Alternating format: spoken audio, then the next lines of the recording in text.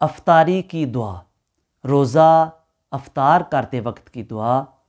اللہم لک صمت وعلی رزقک افطرت۔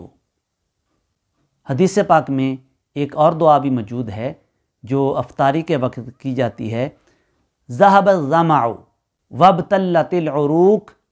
وثبت الاجر انشاء اللہ تعالی۔ ایک عورت بچے کو دودھ پلاتی ہے، تو اب اگر وہ روزہ رکھتی ہے تو پھر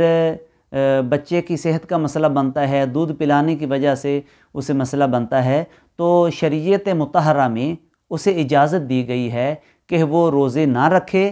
اور پھر رمضان شریف گزرنے کے بعد یا 2 3 4 ماہ گزرنے کے بعد پھر ان کی قضا کر لے۔ روزے بالکل چھوڑ نہیں سکتی، لیکن اسے معاف نہیں ہے روزے، صرف یہ ہے کہ اسے رخصت ہے کہ وہ روزے اس وقت نہ رکھے، بعد میں 2 4 ماہ بعد جب چاہے پھر وہ روزے اسے رکھنے پڑیں گے، ان کی قضا جو ہے وہ کرنی پڑے گی۔ حیض و نفاس والی عورتیں، رمضان المبارک میں مینسز کا دور شروع ہو گیا، رمضان المبارک میں مینسز آ گئے، تو اب وہ عورت روزے نہیں رکھ سکتی، نماز نہیں پڑھ سکتی۔ تو اب کیا ہے کہ جب وہ پاک ہو جائے گی تو پھر رمضان المبارک کے بعد پھر وہ جتنے روزے اس کے رہ گئے ہیں ان ایام میں، یہ مخصوص ایام میں جو روزے اس کے رہ گئے ہیں، بعد میں ان کی قضا کرے گی۔ نماز کی قضا نہیں ہے ان ایام میں جو نمازیں رہ گئی ہیں، لیکن جو روزے اس کے رہ گئے ہیں یہ رمضان المبارک گزرنے کے بعد پاکی کے دنوں میں ان روزوں کی قضا اس عورت کو کرنی پڑے گی۔ اور اسی طرح نفاس بھی ہے، یعنی بچہ پیدا ہونے کے بعد نفاس کے ایام ہوتے ہیں، تو ان ایام میں بھی عورت روزہ نہیں رکھ سکتی، جو روزے اس کے رہ جائیں گے رمضان المبارک گزرنے کے بعد ان روزوں کی قضا کرے گی۔ اور نفاس جو ہیں اس کے لوگوں نے آج کل یہ ایک غلط جو ہے وہ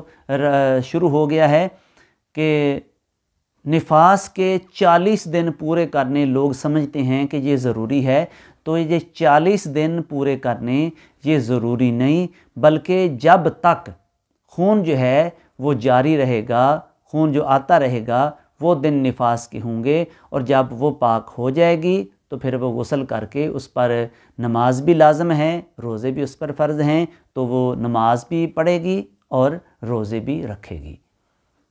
نفاس والی عورتوں کو لوگ یہ کرتے ہیں کہ ان کا کھانا پینا، کھانے پینے والے برتن الگ کر دیتے ہیں اور کہتے ہیں کہ یہ ناپاک ہے، کسی برتن کو ہاتھ نہیں لگا سکتی۔ یہ بھی غلط ہے، بلکہ وہ عورت صرف